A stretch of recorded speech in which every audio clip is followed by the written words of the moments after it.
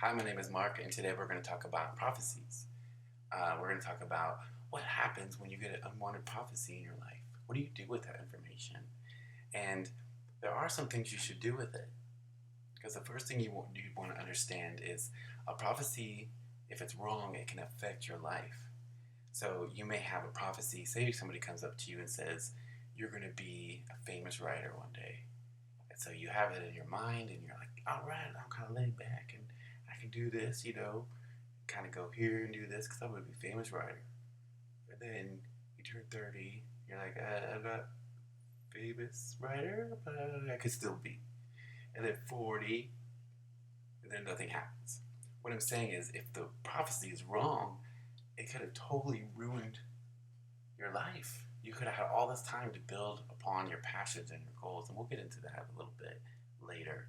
Um, so the first thing you want to do is you want to reach out to other people. Okay, so if you receive a prophecy from anybody, a pastor, an astrologer, anybody walking on the street who claims to be a prophet or things of that nature, you want to reach out because you don't want it to twist you psychologically. You don't want it to take you off the path that you like, the passionate one, if it's a BS prophecy, and you don't want to create false worlds that could burst your bubble later. Okay, so the Bible gives us a little bit of instruction on prophecies, and I'll just read a little bit about that.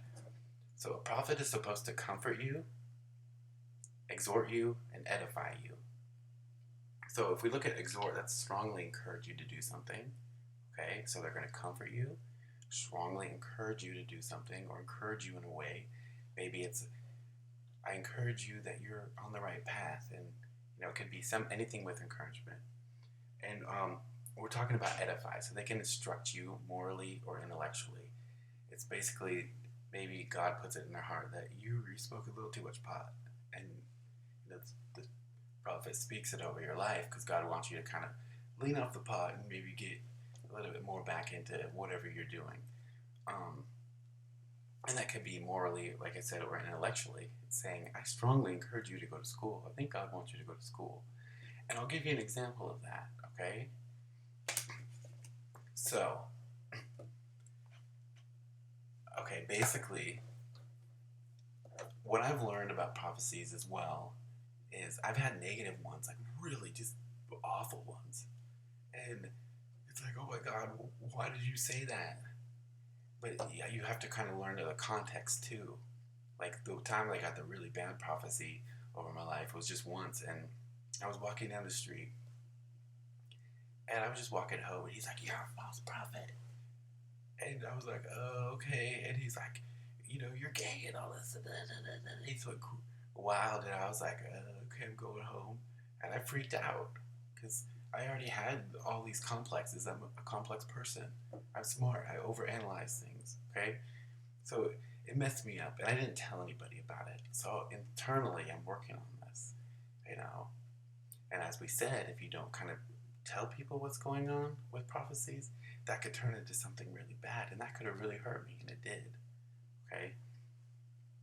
So what I've noticed about in my life, if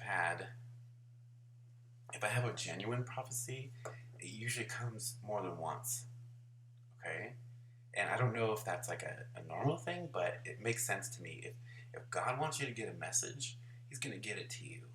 It's just like we talked about in dreams, and my therapist, who's named in that, he says that when he has 3 dreams of something, then it's encouragement that maybe the universe or God, he didn't state who or what, just encouraging you to really look at this situation.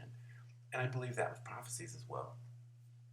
My first example was when I was younger. Let me think. I have so many that I'm going over. Oh, okay. Synchronistic events.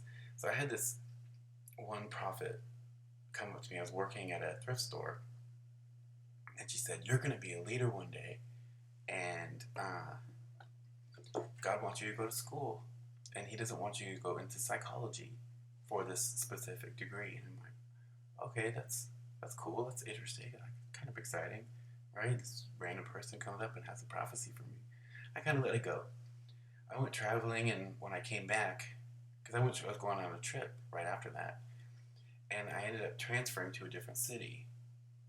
And I was at my work, and a different lady in a different city came up to me and said, "The universe wants you to go to school."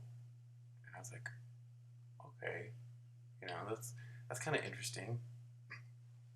And so, those two examples, and then we were talking about the leader one from the first prophecy. I was feeding the homeless with a group of people, and this man came up to me and he said, "Did you know you're going to be a leader over much?" Okay, and these are different city again, different person, different situation. And so I had, these synchronistic events over time. It's as if, God's going to make that message clear if He really wants it done. And we talked about how it's encouraging me. So this would be a case, we could look in the Bible to see if it could be true, of edifying. They're instructing me to work on my intellect, to go to school. They're encouraging me, right? It's not a bad thing. And then I had, so we're talking about synchronistic prophecies. We talked about reaching out when you have a prophecy. You also kind of need to, if you just have like a singular prophecy, kind of wear it with a grain of salt. My friend Mary would say, that could happen or could not happen. I'm just going to let it go. And then if it grows into something, it grows into something. And I thought that was really smart. No need to overanalyze or obsess. And another example of a synchronistic event is, okay, I was working at a thrift store, and I had an astrologer come up to me, and I didn't ask, and he said, "You're going to be a star one day, and you're going to be, you're going to be a star one day, you're going to work with watercolors and pastels." He said, "You're not going to be that big of a star, though." So I thought about that for a minute, and this is kind of like, if you have a prophecy like that, you don't have to listen to it. You know why?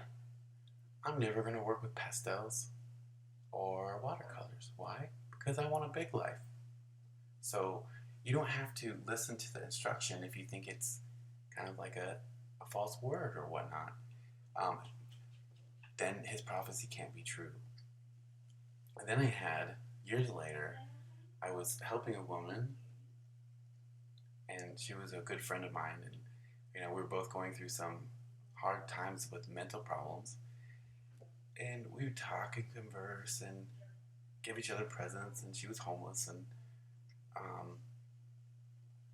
I was walking by her one night, and this man came up to me, and he was talking to her in the middle of the night, like out in the street, and he's like, you're gonna own this multi-billion-dollar company, and you're going to become a star. And I was like, okay, that's kind of interesting, because remember, we talked about synchronistic prophecies. All of these are happening in a pattern. They're the same concepts. However, it doesn't mean it's true. So how do we deal with that? Like, how do you deal with, okay, these are great prophecies. That would be so cool if I was a leader or a star or something. But if they're not true, we're going back to what we talked about. We're not going to hold on to those and replay them and act as though they're true, because that could really hurt somebody in the future.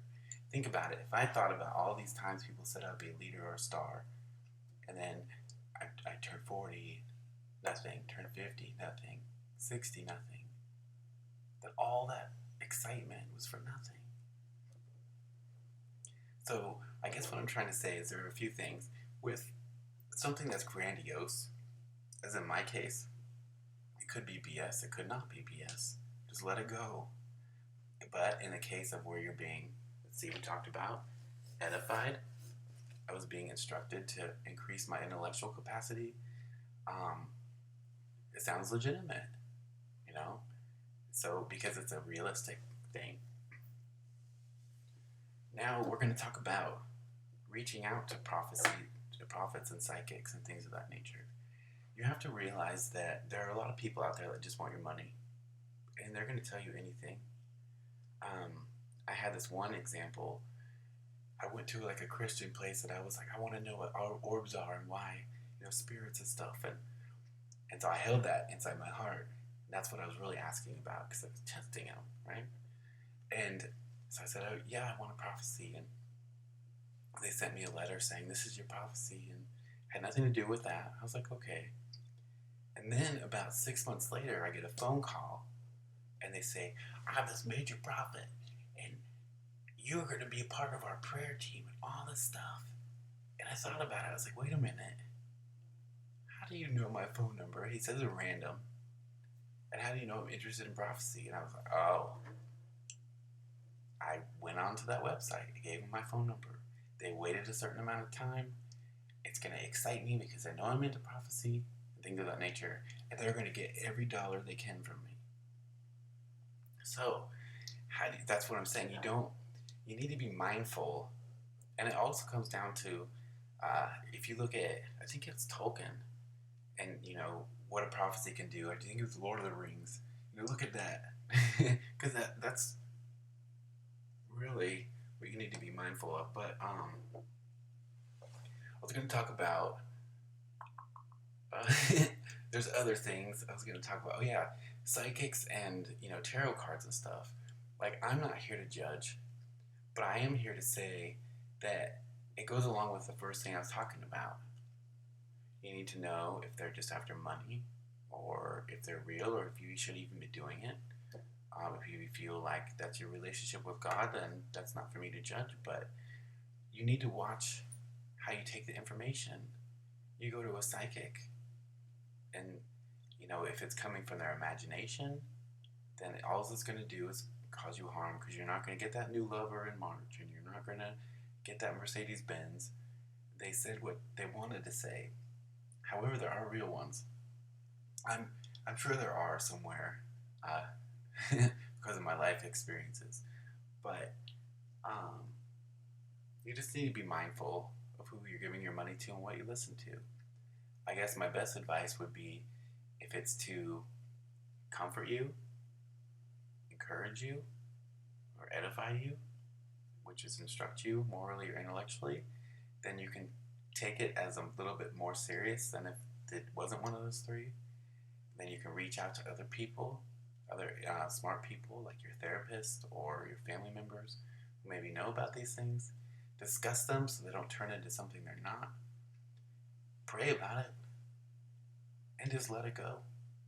Because your life isn't about over obsessing or over analyzing anything.